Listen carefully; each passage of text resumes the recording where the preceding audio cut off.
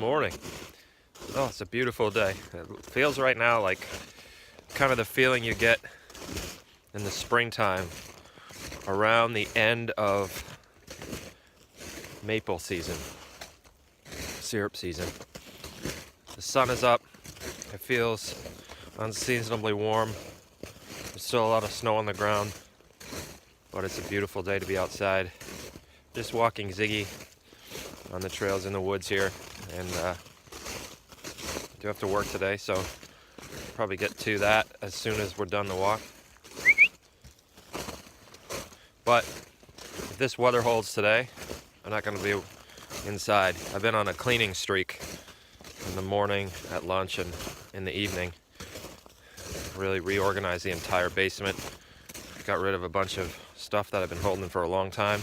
But that's been pretty easy to do because I haven't been motivated to go outside. It's been cold and raining and snowing and raining again and sleet and windy and miserable. So I figure I've got stuff to do inside. Might as well do it while it's so miserable out. Come on, Ziggy! Don't know where he got off to. But anyway, if this weather holds, I'm going to want to be outside today at lunch. I might come out here in the woods and take down some blowdowns and things to start working on next year's firewood, like this one right here. Pretty obvious why this tree came down, but it's just inside our property boundary, so might as well come limb it out. I've been wanting to do it for a while. This tree's been down all year. I've got another one over here, that one right there. We've got a bunch of things like that that could be cleaned up. But anyway, it's a beautiful day. I want to see if I can get Ziggy to turn up. He's off gallivanting somewhere. Beautiful sunny day. There he is. Hey, bud. Hey, straight on. Atta boy.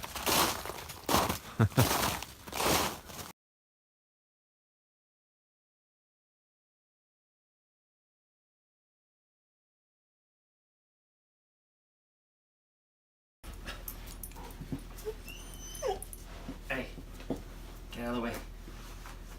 Hey, get out of the way of the video. Good boy. These old boots are a remnant from the days when I worked on a home construction crew. They're really nice, American, union-made steel-toed lineman's boots, and they were very expensive, which is not to say they cost too much.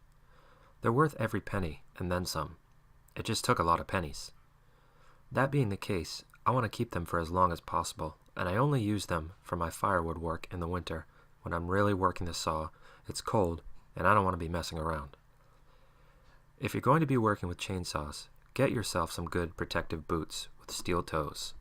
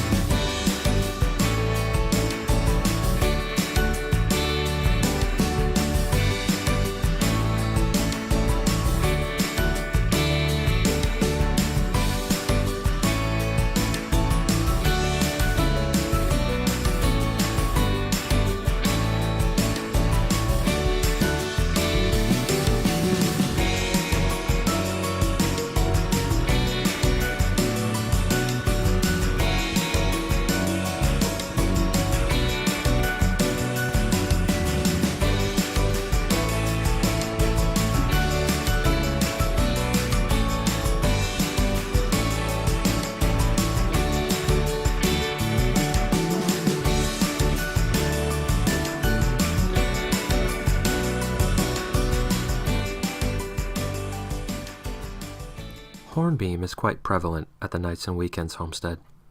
It makes great firewood, and, I'm told, the old farmers used it for decking on wagons and for whiffle trees for their horse teams because it's very strong and durable. Around here, it doesn't grow very large before it gets diseases or is blown over. The only problem with it, other than the fact that the splitting it is a nightmare, and it's also so strong it dulls chains quickly, is that it's very heavy. So if a tree gets caught up in a canopy and I need to push, pull, or lift to get it down, come on down. I'm going to be working pretty hard. There we go. Get in there. Woo. There we go. All right, so sun's going down. I wouldn't normally leave a tree like that without limbing it up, but I think I will have time tomorrow, maybe on my morning walk with Ziggy, to come out here. I also wouldn't normally leave my pup length 4-footers all just strewn about like they are, but it's important for me to get the trees down before it gets dark. And I can always come out and stack them, and even if it snows, if we got 3 feet of snow tomorrow and I had to leave this stuff till spring, at least it's down now. So that's gonna make my boundary path a lot nicer, especially once I get these 2 trees down over here. So I'll just leave this stuff and maybe limit out as long as it doesn't snow too much in the next week or so.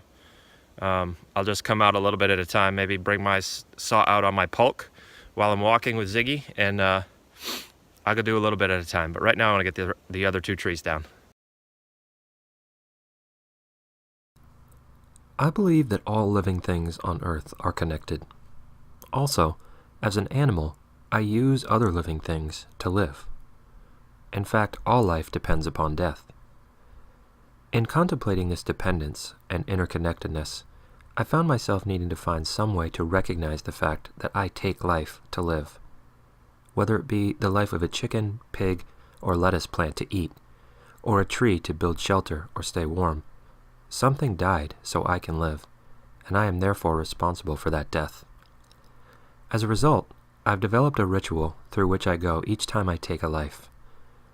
The words are slightly different if I'm taking life so we can eat versus taking down a tree for building or heat, but the premise is the same.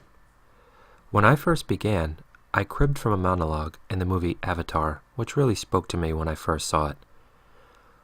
Over the years, I've refined my little prayer a bit. Before taking a living tree, I place my hand or forehead on the bark, without the saw running and with my headphones off, and I recite, "I see you. Your body will keep mine and my family's warm and safe and return to earth in the great circle of life and death. If there is spirit, may yours know peace on the journey, and if we should meet again, may I do the same for you."